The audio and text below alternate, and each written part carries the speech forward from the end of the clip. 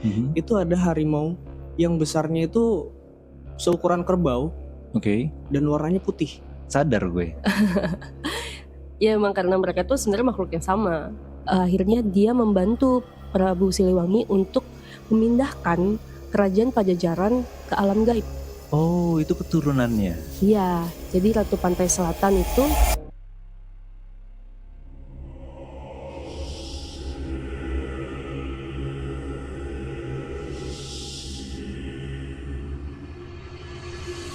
Di episode Sancakala kali ini, gue akan membahas topik yang gak kalah menarik dari episode-episode sebelumnya.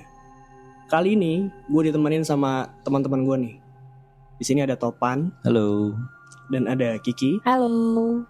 Gue akan memulai dengan satu fun fact. Ada yang tahu gak kalau Prabu Siliwangi itu ternyata ada 8? Wah, gue baru tahu nih. Tahu kan kita risetnya bareng. Oh gitu, kalian riset bareng. Oke. Oke. Jadi Prabu Siliwangi yang kita kenal selama ini adalah Prabu Siliwangi ketiga Dari 8. dari 8. Oke.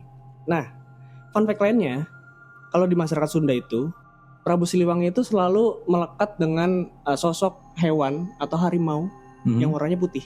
Oh iya. Sering lukisannya tuh Prabu Siliwangi sama Ya, harimau putih ada gitu ya. harimau, Iya, ada iya, harimau iya. putih gitu kan. Nah, di sini tuh gue mau ceritain satu kisah nih ya, yang bikin kenapa Prabu Siliwangi itu selalu dilekatkan dengan harimau putih ini. Fun fact lainnya, Prabu Siliwangi itu punya nama lain.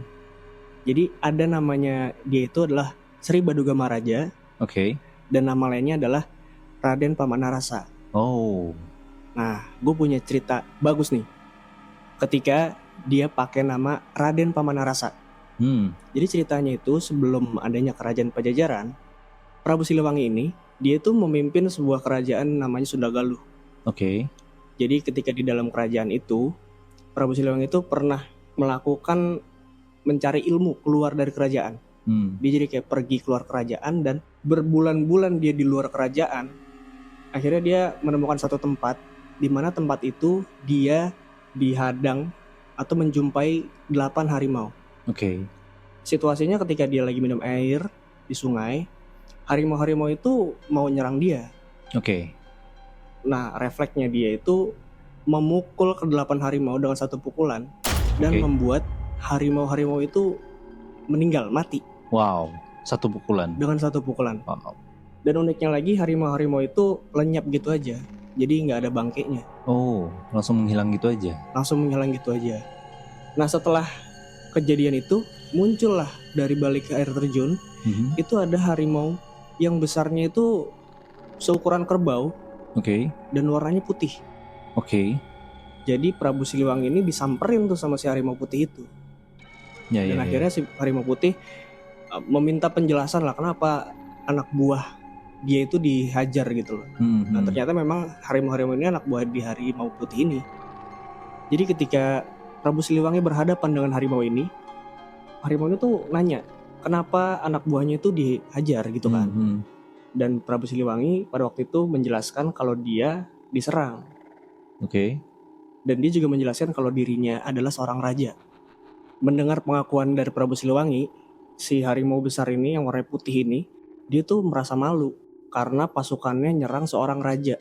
Nah, akhirnya si harimau putih ini minta hukuman sama si Prabu Siliwangi. Karena kebijakan hatinya, Prabu Siliwangi nggak memberikan hukuman sama sekali. Dan pada akhirnya harimau putih ini minta untuk bersekutu dengan si Prabu Siliwangi ini. Dengan alasan kalau itu untuk menebus kesalahan dia. I see. Dan disitulah awal mula aliansi Prabu Siliwangi dan harimau putih yang kita kenal sebagai Maung Bodas dalam bahasa Sunda. Oh gitu. I see. Nah, tapi gue tuh penasaran juga ya.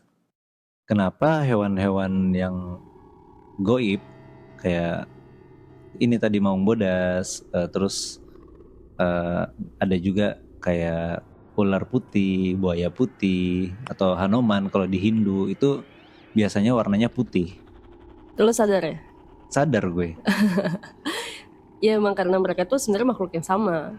Makhluk yang sama? Iya, jadi makhluk-makhluk yang berwarna putih ini kayak yang tadi lo sebutin, ular putih, monyet putih, even kalau di luar negeri itu ada burung hantu putih, Iya, naga iya, iya. putih. Itu tuh makhluk yang sama yang memilih orang-orang yang akan jadi pemimpin dalam timeline yang berbeda-beda. Oh, I see. Makanya mereka identik banget sama pahlawan, raja, pemimpin bangsa.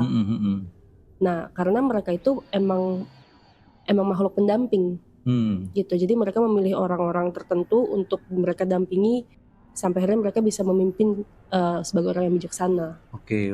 I see. Paham gue sekarang.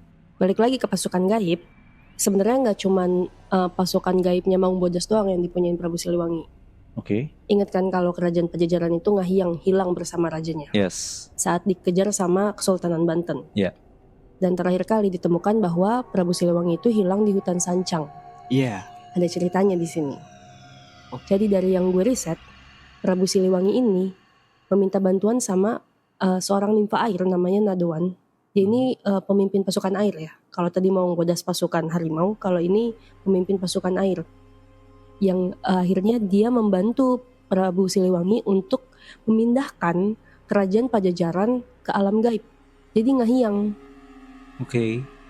Nah, yang uniknya adalah si Nadoan ini yang mengabdi sama Prabu Siliwangi yang adalah Raden Pemanah Rasa ini, dia mau willingly untuk mengabdi kepada Prabu Siliwangi dan keturunannya, yaitu Putri Kandita yang akhirnya menjadi Nyai Roro Kidul. Oh, itu keturunannya. Iya, jadi Ratu Pantai Selatan itu dibantu sama pasukan gaibnya si Nadoan ini yang bantuin Prabu Siliwangi. Tapi gue kayak lu tadi nyebut apa? Nadoan ya? Itu gue asing gitu loh, kayak belum pernah dengar sama sekali sih. Yakin lo belum pernah dengar? Ini udah banyak banget sih cerita tentang Nadoan ini. Jadi yang beredar tuh bahkan ada sekte pengikut Nadoan.